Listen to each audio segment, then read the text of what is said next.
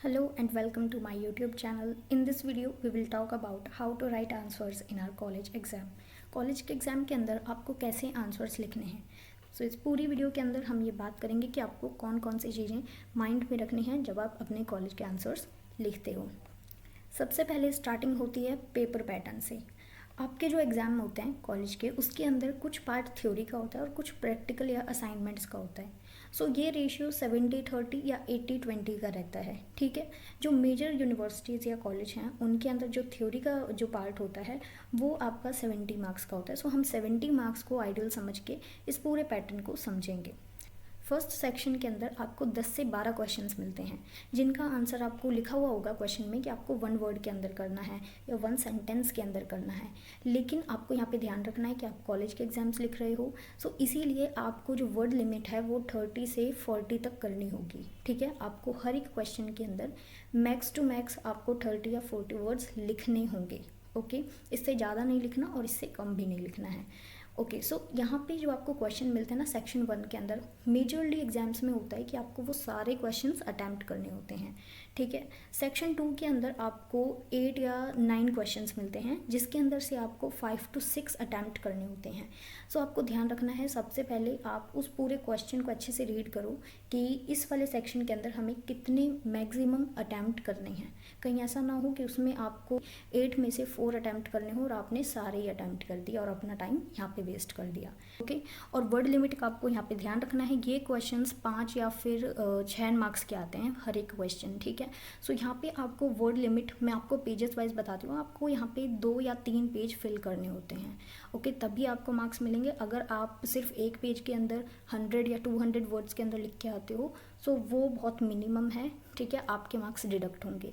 यहाँ पे आपको मिनिमम 3 पेज जरूर पढ़ने हैं हर एक क्वेश्चन के लिए। ओके, सेक्शन 3 के अंदर आपको 4 से 5 क्वेश्चंस मिलते हैं। इसके अंदर भी आपको चॉइस मिलती है कि आप इसमें से 2 अटैम्प्ट करो, लेकिन आपको ध्यान रखना है कि सेक्शन 3 के अंदर लॉन्ग आंसर्स आपको लिखने होते हैं और ये लॉन्ग आंसर्स होते हैं 10 मार्क्स के या फिर 12 मार्क्स के। ठीक है, इस हिसाब से आपको हर एक पेज के अंदर, नॉट हर एक पेज, आपको हर एक क्वेश्चन के अंदर कम से कम यहाँ पे 4 या 5-6 पेजेस भरने होते हैं। आई एम टेलिंग यू, आपको इतना लिखना पड़ेगा तभी मार्क्स मिलेंगे। ओके, और आपको ऐसा नहीं कि आपको इधर उधर की बातें लिख रहे हो, आप जो चीज़ लिखो आंसर के अंदर वो रेलेवेंट होनी चाहिए। देखो, आपका जो एग्जामिनर होता है ना वो पूरा आंसर रीड नहीं करता, लेकिन आप ऐसे पॉइंट्स को वहाँ पे अंडरलाइन करना जिससे एग्जामिनर को उन पॉइंट्स के ऊपर उसका ध्यान जाए और उसको लगे कि हाँ आपने रेलेवेंट चीज़ें लिखी हैं। पता चले क्वेश्चन के अंदर हाउ पूछा गया था और आपने व्हाट का आंसर कर दिया। ठीक है, क्वेश्चंस को अच्छे से रीड कर लेना थोड़ा सा टाइम देके। सबसे इम्पॉर्टेंट ये चीज़ है कि आपको ना, जैसे ही आपको क्वेश्चन पेपर मिलता है, आपको सबसे पहले पूरा ही क्वेश्चन पेपर रीड करना है और उसमें से आपको टिक मार्क करते जाना है कि आपको कौन कौन से क्वेश्चंस आते हैं। ठीक है, जो क्वेश्चन आपको अटैम्प्ट करने हैं उनको टिक कर देना। इससे आपको एक पूरा आइडिया हो जाएगा कि आपको क्या क्या चीज़ें लिखनी है और कौन कौन से टॉपिक से क्वेश्चंस आए हैं। आंसर लिखने का एक फॉर्मेट होता है। पूरे आंसर शीट के अंदर जब हम आंसर लिखते हैं, सबसे पहले हमसे जो क्वेश्चन में पूछी गई है ना स्टेटमेंट, उसको हम थोड़ा सा इंट्रोडक्शन के अंदर एलोबरेट करके लिखते हैं, उसके बारे में बताते हैं जो क्वेश्चन में पूछा गया है।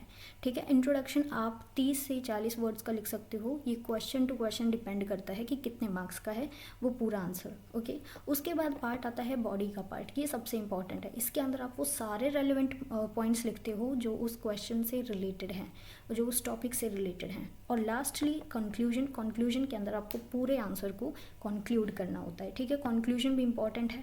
आंसर लिखते टाइम आपको वहाँ पे ये नहीं डालना कि आपने इंट्रोडक्शन लिख दिया और नीचे फिर आप इंट्रोडक्शन लिख रहे हो, फिर आपने बॉडी डाल दी और फिर आप वो पूरा बॉडी का पार्ट लिख रहे हो। ऐसा नहीं करना है, ये हेडिंग्स आपको नहीं डालनी है, ये समझाने के लिए दी गई हैं। ठीक है, नेक्स्ट स्टेप इज़ क्वेश्चन को अच्छे से समझो कि क्वेश्चन में क्या पूछा गया है, ये बहुत इंपॉर्टेंट चीज़ है। ठीक है, इस पर हमने बात कर ही ली। अगले पॉइंट पे चलते हैं, स्ट्रक्चर योर आंसर। अब आपको क्या करना है कि जैसे आपने क्वेश्चन को रीड किया, अपने माइंड के अंदर उसका पूरा स्ट्रक्चर फॉर्म करना है कि आप क्या क्या चीज़ें इसके अंदर लिखोगे, कौन सा पॉइंट कहाँ पे लिखोगे, कैसे आप कंक्लूड करोगे, क्या एग्जांपल्स इसके अंदर डालोगे, वो सारी चीज़ें स्ट्रक्चर के अंदर आती हैं। आपको पूरा स्ट्रक्चर अपने माइंड के अंदर सबसे पहले बनाना है और फिर लिखना स्टार्ट करना है, क्योंकि कई बार क्या होता है हम कुछ चीज़ें मिस कर देते हैं और फिर हमें याद आती हैं, तब तक हम नया क्वेश्चन लिखना स्टार्ट कर देते हैं। एक बार स्ट्रक्चर बनाओ पूरा अच्छे से, 2-3 मिनट देके और उसके बाद लिखना स्टार्ट करो। ठीक है, ये आपके लिए बहुत बेनिफिशियल होगा। Next step is use of examples, आपको एग्जाम्पल्स का अपने आंसर के अंदर यूज़ करना होगा, इससे आपके आंसर की लेंथ भी इंक्रीज़ होगी। और दूसरी बात है कि जब आप एग्जाम्पल्स लिखते हो तो एग्जामिनर को लगता है कि हाँ इसको इसके बारे में बहुत अच्छे से पता है और आप अच्छे से एक्सप्लेन कर पाते हो अपनी चीज़ को। ये बहुत ही इंप्रेसिव चीज़ है, ठीक है। आपको एग्जाम्पल्स लिखने होते हैं, कम से कम आप 2 या 3 एग्जाम्पल्स दे सकते हो अगर लॉन्ग क्वेश्चन है तो, ठीक है। अगर शॉर्ट आंसर है तो आप उसमें एक ही एग्जाम्पल से काम चला सकते हो। Next, use of diagrams and flow charts if needed. अगर आप ज्योग्राफी का आंसर लिख रहे हो या फिर आप इकोनॉमिक्स का लिख रहे हो, और हिस्ट्री के अंदर तो ये चीज़ इतनी रेलिवेंट मुझे नहीं लगती, ठीक है। हाँ, लेकिन आप क्रोनोलॉजी बताते टाइम फ्लो चार्ट का यूज़ कर सकते हो। और बहुत सारे आपके जो सब्जेक्ट्स हैं उनमें डायग्राम्स और फ्लो चार्ट की बहुत इंपॉर्टेंस है, ठीक है। इसको ड्रॉ करने से आपको थोड़े से ज़्यादा मार्क्स भी मिलते हैं और इसका अच्छा इंप्रेशन बनता है एग्जामिनर के ऊपर। ओके, सो यहाँ पे क्या होता है कि कई बार हम क्या करते हैं, पेन से ही डायग्राम ड्रॉ करना शुरू कर देते हैं। सो आपको ये चीज़ ध्यान में रखनी कि पेन से डायग्राम आपको ड्रॉ नहीं करना है, आपको पेंसिल का यूज़ करना है, ठीक है। पेंसिल का यूज़ करोगे डायग्राम में, आपको अच्छे मार्क्स मिलेंगे। पेन से बहुत ही बेकार चीज़ लगती है ये देखने में, ठीक है। हैंड राइटिंग आपके लिए गेम चेंजर भी हो सकता है, क्योंकि अगर आपकी हैंड राइटिंग अच्छी है तो जैसे ही एग्जामिनर आपकी कॉपी खोलेगा उसको बहुत अच्छा लगेगा कि भाई राइटिंग कितनी अच्छी है, वो पहले ही बहुत इंप्रेस हो जाएगा, ठीक है। और चाहे आपने फिर क्वेश्चन में ही इधर उधर की चीज़ें लिखी हो वो आपको मार्क्स दे देगा। लेकिन अगर आपकी हैंड राइटिंग भी बेकार है और आपको कॉन्टेंट भी नहीं आता, आपने आंसर भी ढंग से नहीं लिखे हैं, तो आपको मार्क्स नहीं मिलेंगे। जिनकी हैंड राइटिंग अच्छी है बेस्ट ऑफ लक, जिनकी नहीं है तो प्लीज़ अपनी हैंड राइटिंग को सुधार लो। नहीं तो जो आप कॉन्टेंट लिख रहे हो आंसर में वो बहुत ही रेलिवेंट होना चाहिए, ठीक है। और थोड़ा सा आप लिखते टाइम कुछ पॉइंट्स वगैरह के अंदर लिखोगे आंसर तो वो ज़्यादा बेनिफिशियल रहेगा। Next is always underline important part. आपने एक पूरे पेज के अंदर इतना बड़ा पैराग्राफ लिख दिया, लेकिन अब वो पूरा एग्जामिनर रीड तो करेगा नहीं, ठीक है। अब आपको क्या करना है कि जो भी इंपॉर्टेंट पॉइंट है आप उसको अंडरलाइन कर दो। उसको अंडरलाइन करने से क्या होगा, एग्जामिनर की जो पूरा ध्यान है वो उसी चीज़ पर जाएगा जो आपने अंडरलाइन किया, और अगर वो चीज़ बहुत रेलिवेंट हुई तो वो आराम से आपको मार्क्स दे देगा, ठीक है। अब इससे क्या होगा कि एग्जामिनर के ऊपर भी ज़्यादा प्रेशर नहीं होगा और आपके ऊपर भी नहीं होगा, क्योंकि एग्जामिनर अब उन्हीं पॉइंट्स को रीड करेगा और आपको अच्छे मार्क्स देगा। ऐसा नहीं करना कि आप कुछ भी इररेलेवेंट चीज़ों को अंडरलाइन कर रहे हो, ठीक है। इंपॉर्टेंट पॉइंट्स को ही करना है। Use of bullet point, bullet points का यूज़ करना है। बुलेट पॉइंट्स का मतलब है कि फॉर एग्जांपल आपने एक हेडिंग डाली, ठीक है। जैसे हम ये एक पेज लेते हैं, यहाँ पे आपने आंसर लिखना शुरू किया, यहाँ पे एक हेडिंग डाली, उससे रिलेटेड जितनी भी चीज़ें थी वो आपने पॉइंट वाइज मेंशन कर दी।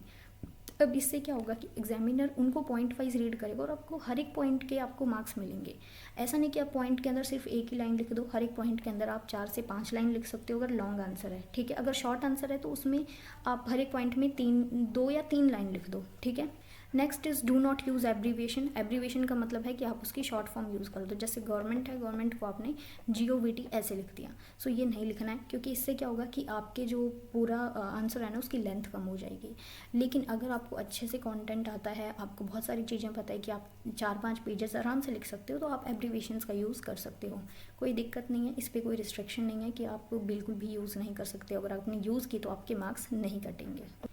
NEET and clean answer sheet, आपकी आंसर शीट एकदम क्लीन होनी चाहिए। ऐसा नहीं हो कि आपने उस पर इतने सारी चीज़ें कट कर रखी हैं फिर वापस लिख रखी हैं, पूरे पेज को आपने टीयर अप कर दिया, ठीक है। या फिर आप बहुत ज़्यादा अगर कोई गलती हो गई तो उसको पेन से इतना ज़्यादा ऐसे कवर कर रहे हो, तो वो चीज़ें बहुत बेकार लगती हैं। अगर आपने बाय मिस्टेक कोई वर्ड लिख भी दिया है, वो इररिलेवेंट है, तो आप उसको एक सिंपल कट लगा दो, ठीक है। सो ऐसे ही अपनी आंसर शीट को इतना बेकार नहीं बनाना है। ओके, सो अच्छी आंसर शीट होगी तो वो neat and clean answer sheet हर किसी का मन करता है अच्छे से चेक करने का, ठीक है। और आपको इसके मार्क्स भी मिलते हैं। अगर आपकी आंसर शीट बहुत बेकार है तो एग्जामिनर पे अच्छा इंप्रेशन नहीं पड़ता, ठीक है। टाइम मैनेजमेंट बहुत ज़रूरी है। आपको ध्यान रखना है कि आपको हर एक क्वेश्चन को, हर एक सेक्शन के अंदर आपको कितने जो है मिनट्स देने हैं, ठीक है। और अगर आप पता चले कि आपको सेक्शन नंबर 2 के अंदर बहुत अच्छे से आते थे आंसर्स, ठीक है। अब आपने अपना सारा टाइम उसी में लगा दिया, ठीक है। और बाकी जो चीज़ें हैं या बाकी जो क्वेश्चंस हैं वो आपको आते नहीं हैं, उनमें आपको थोड़ा सा दिमाग लगाना पड़ेगा, इधर उधर से अपने दिमाग से कंटेंट निकालना पड़ेगा। आपको पता है वहाँ टाइम चाहिए, लेकिन आप उसके लिए टाइम बचा ही नहीं रहे हो। कई बार क्या होता है कि जो हमें आंसर अच्छे से आता है ना, हम उसमें लग जाते हैं उसको और अच्छा बनाने में, और उसमें 3-4 पेज इतने अच्छे से भर देंगे, बहुत सारी चीज़ें रेलिवेंट लिख देंगे, और फिर इसी में हमारा टाइम चला जाता है और बाकी क्वेश्चंस पर हम नहीं पहुंच पाते। सो टाइम मैनेजमेंट बहुत इंपॉर्टेंट है, हर एक क्वेश्चन को इंपॉर्टेंस देनी है। And last important thing is आपको कोई भी क्वेश्चन स्किप नहीं करना है। ठीक है। अगर ऑप्शन में है तो ऑब्वियसली आप ऑप्शन में जितने दिए हैं आप वही करोगे। लेकिन अगर आपने ऐसा किया कि सेक्शन 2 के अंदर आपको 2 अटैम्प्ट करने थे लेकिन आप एक ही अटैम्प्ट करके आ गए, तो भाई मार्क्स आपके कटेंगे। अगर आपको नहीं आता है ना कंटेंट, तो आप पैराग्राफ की फॉर्म में कम से कम 2 पेज तो आपको भरने ही होंगे, ठीक है। उसमें आपको थोड़ा सा टाइम लगेगा, आपको सोचना पड़ेगा कि इसमें मुझे क्या क्या चीज़ें लिखनी हैं। सो वो सारी चीज़ें आपको लिखनी पड़ेंगी, टाइम निकालना पड़ेगा, ओके। ऐसा नहीं है कि आप पूरे क्वेश्चन को स्किप करके आ जाओ, स्किप नहीं करना, बहुत गलत इंप्रेशन पड़ेगा और मार्क्स भी कट होंगे, ठीक है। ये सारे पॉइंट बहुत रेलेवेंट हैं, जब भी एग्जाम में जाओ एक बार वीडियो को रेफर कर लेना, आपको पूरी चीज़ें क्लियर हो जाएंगी, कैसे आपको आंसर लिखना है। सो आपकी अप्रोच बहुत क्लियर होनी चाहिए, ठीक है। अच्छे से स्ट्रक्चर करना है आंसर को, नीट एंड क्लीन, अच्छी हैंड राइटिंग हो, और वर्ड लिमिट का भी ध्यान रखना है। और आपको देखो कॉलेज के एग्जाम में पेजेस तो आपको भरने पड़ेंगे, ठीक है। कोई भी एग्जामिनर पूरे जो आपकी शीट है उसमें एक एक वर्ड को चेक नहीं करता, इसीलिए आप इंपॉर्टेंट पॉइंट्स को अंडरलाइन कर देना, और जितना आप सब पॉइंट के अंदर पूरे क्वेश्चन को लिखोगे उतना बेनिफिशियल रहेगा, ठीक है। एब्रीविएशंस का भी बता दिया मैंने। सो इस वीडियो को यहीं पे एंड करते हैं। Thank you so much. वही अच्छे से लिख के आना, अल्टीमेटली आपके दिमाग में चाहे कितनी भी चीज़ें हों वो एग्जामिनर को नहीं पता, उसको सिर्फ आपकी आंसर शीट ही दिखाई देती है, okay. Thank you so much, have a good day.